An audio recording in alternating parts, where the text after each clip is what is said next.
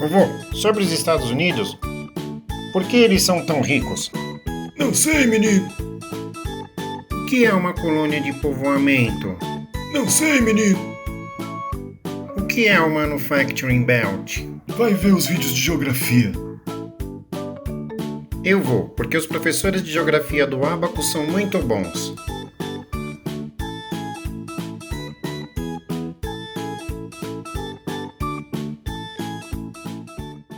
E aí, galera, beleza? Nós vamos começar agora o capítulo 9, Colonização na América, Ordens Mundiais e Processos de Independência na América e na África. Para isso, nós vamos abrir o poliedro na página... Perdi a página, na página... Achei, 164. Abra aí o seu poliedro na página 164. Dê uma olhada nessas imagens. Leia o texto do antropólogo Claude Lévi-Strauss e responda essas duas perguntinhas aqui para a gente começar o nosso capítulo, beleza? Ou deixe para responder essas perguntas ao final do vídeo. Você escolhe. Vamos lá. Bom, galera, nós vamos falar agora da colonização na América anglo-saxônica e também na América Latina, beleza? Mas o que é mesmo América anglo-saxônica e América Latina?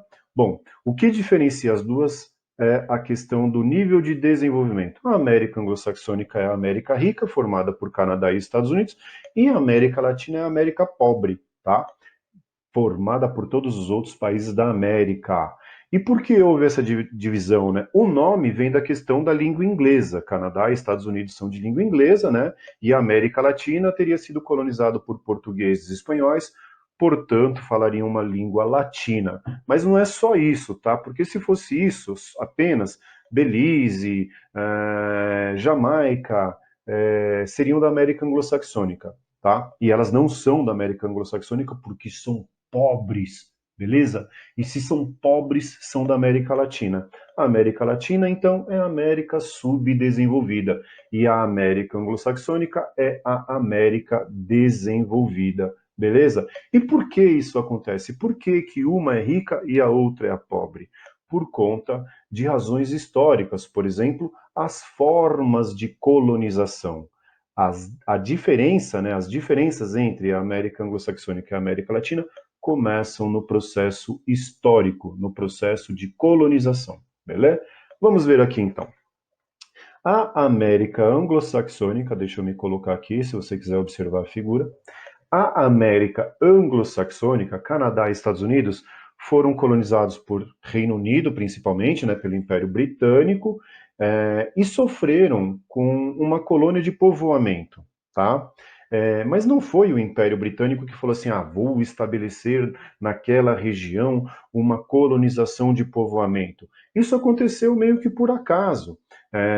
Você vai ver em história essa parte, né?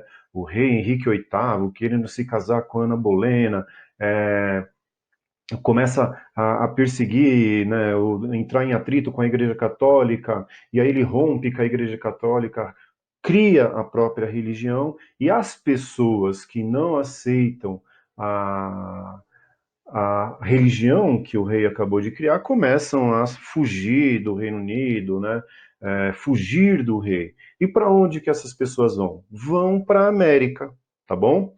O rei permite que essas pessoas fiquem na América? Sim, permite. Por quê? Porque na cabeça dele era melhor aquelas pessoas dentro do território inglês garantindo a posse do que aquele território ficar livre e de repente ser invadido por franceses, espanhóis, holandeses, portugueses, né? Então o rei falou: meu, deixa esses caras lá no norte. A região norte não me serve muito, tá? E por que essa região norte não servia muito? Porque o clima lá era temperado, um clima mais frio, semelhante ao clima da Europa. Então, se o cara ia desenvolver algum tipo agrícola ali, provavelmente seria semelhante ao que os caras já tinham na Europa. Então, não compensava explorar a agricultura daquele lugar, né? Imagina, só o transporte da América até a Europa já encareceria o produto, não teria vantagem nenhuma de produzir o negócio na América. Então, o rei falou assim, ó, deixa esses caras lá, que esses caras vão garantir a posse do território, tá bom? Que mais? Bom, a Inglaterra colonizou quase toda o que hoje é a América do Norte, né, ali aquela faixa litorânea do Atlântico, com exceção da província de Quebec, no Canadá hoje, que é de origem francesa, tá? Mas vamos voltar a falar da colônia de povoamento. Qual era o objetivo da colônia de povoamento? Povoar para garantir a posse do território. Então, por isso, o rei permitiu que as pessoas ficassem ali, para garantir a posse do território, tá? As colônias de povoamento, então, elas tinham mais liberdade, mais autonomia. No início, o rei da Inglaterra falou: não, deixa os caras lá, eles estão garantindo a posse, não vamos mexer com eles, não, tá? E por conta disso, eles tiveram mais liberdade para pegar território, né, conquistar terra, para desenvolver as suas atividades econômicas, tá? Tanto que lá no norte, então, predominam os minifúndios, tá? A mão de obra é livre, ou seja, a pessoa foi lá, arranjou um trabalho, que montou uma oficininha de costura, montou uma sapataria, montou uma panificadora, qualquer coisa assim, estava ok, beleza. As pessoas tinham liberdade econômica, né? E também a mão de obra era livre. Eu estava precisando contratar uma pessoa e essa pessoa estava disposta a trabalhar para mim. Eu pagava um salário para ela e tudo bem, tudo ok, tá? A produção de riqueza nas colônias de povoamento, nas colônias do norte, ficavam ali mesmo, né? As riquezas produzidas não eram enviadas para a metrópole. O cara tinha liberdade de produzir e usufruir do seu trabalho e da sua riqueza, tá? Eles puderam desenvolver as manufaturas numa boa, eles já tinham conhecimento sobre a indústria da Europa, então quando eles chegam para os Estados Unidos, chegando com esse conhecimento, eles começam a desenvolver a própria manufatura, tá? Com isso, as colônias do norte começam a se desenvolver muito mais rápido, começam a ser propagadas ideias democráticas, liberais, não é? E tudo isso fez com que essa região norte dos Estados Unidos, o que hoje a gente chama de Nordeste, ali na região do Atlântico, tenha se desenvolvido muito mais que as outras regiões de todo o continente americano. Beleza? Uma outra forma de colonização presente aqui no continente foi a colônia de exploração, principalmente aqui na América Latina. Mas lá na América Anglo-Saxônica também teve colônia de exploração. Por exemplo, o sul dos Estados Unidos, por ter um clima mais quente, foi colônia de exploração. Tanto que tem um filminho muito legal, eu não sei se é para a idade de vocês, tá? Mas é um filminho muito legal que mostra a diferença entre a colônia do norte e a colônia do sul. O que era o trabalho na colônia do norte e o que era o trabalho na colônia do sul. Mas isso já era pós-independência.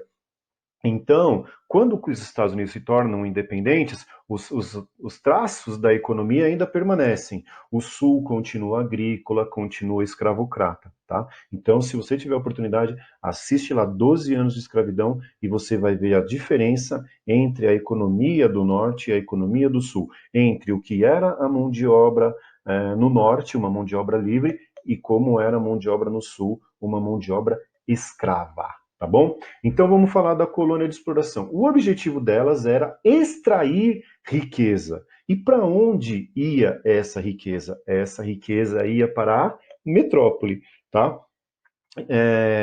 Nas colônias do Sul, ou nas colônias aqui da América Latina, né, predominavam os latifúndios. Enquanto lá no norte, cada pessoa tinha o seu pedacinho de terra e poderia produzir em cima dele, no sul, não. No sul, por exemplo, aqui no Brasil, o rei chegou, dividiu lá o território pelas capitanias hereditárias e falou para uma pessoa: pô, toma conta disso aí, cara, vai, você toma conta dessa, você toma conta dessa, você toma conta dessa, né? E isso gerou uma grande concentração de terra, que permanece até hoje, tá? Então, hoje, na América Latina, em muitos lugares, aqui no Brasil nem se fala, predominam os latifúndios. Isso é ruim para a nossa economia, tá bom? Pensa o seguinte, você quer colocar um mercadinho num determinado lugar. Onde é que você vai colocar o seu mercado?